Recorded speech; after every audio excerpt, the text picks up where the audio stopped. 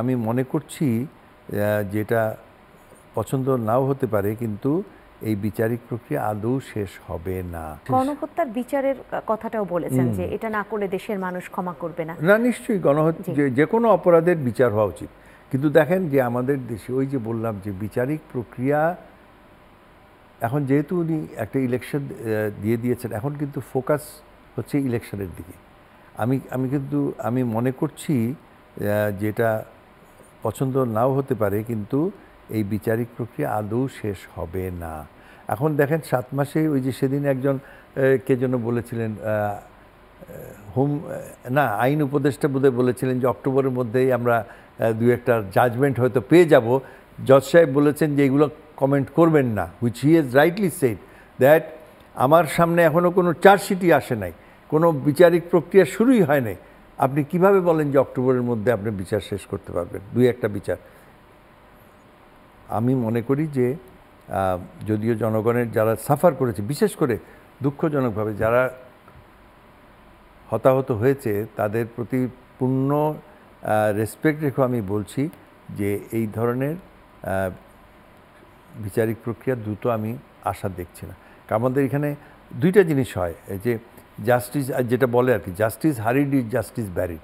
তাড়াহুড়া করতে গিয়ে বিচারের প্রক্রিয়াটা নষ্ট হয়ে যায়, আবার এমন ডিলে হয় যে আর ওটা রেলিভেন্ট থাকে না, আপনি সাক্ষী পাবেন না, আপনি বিচার যে হচ্ছে। আর অনেক সময় এই যে বারবার সরকার বলা সত্ত্বেও তারা, এটা আমাদের পুলিশের একটা হয়ে গেছে, অমুক অমুক অমুক প্লাস 200 জন, এই 200 জন কারা কোথায় কেউ জানে না।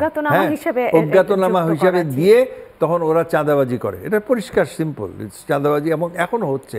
এটা খুবই দুঃখজনক, এবং এটা কিভাবে এটার মোকাবেলা করবে আমি জানি না। তবে আইনের বিচারিক প্রক্রিয়া হওয়া উচিত, বিচার করা উচিত, এবং কারোর বিচার থেকে বেরিয়ে যাওয়া উচিত নয়, কিন্তু সেই প্রক্রিয়াটা এখনও শুরুই হয়নি। 7 মাস চলে গেছে। এখন আপনি ডিসেম্বরে ইলেকশন করতে গেলে দেখবেন যে যেসব দল এইসব চেয়েছিল, তারাও এখন নির্বাচনে এত ব্যস্ত হয়ে পড়বে যে এটা নিয়ে তারা করবেন। আরেকটা জিনিস ওই রিপোর্টেই আছে, যেটা আমি বলি নাই কিন্তু বলা প্রয়োজন, সেটা হচ্ছে যে একটা অংশ আছে 5 থেকে নিয়ে 5 আগস্টের পরে 15ই আগস্ট পর্যন্ত ওরা বোধহয় ছিল। 15ই আগস্টের একটা বলেছে যে এখানে আইন শৃঙ্খলা পরিস্থিতিতে অনেকেই মানে ভিকটিম হয়েছে, এবং সেগুলোরও তদন্ত হওয়া উচিত এবং বিচার প্রক্রিয়াতে তাদের আওতাধীন আনা উচিত। সংখ্যালঘু সম্বন্ধে, আদিবাসী সম্বন্ধে, তারপর বিভিন্ন ধর্মীয় উপাসনালয় এবং এগুলো নিয়েও কিন্তু আমাদের চিন্তা ভাবনা করতে হবে।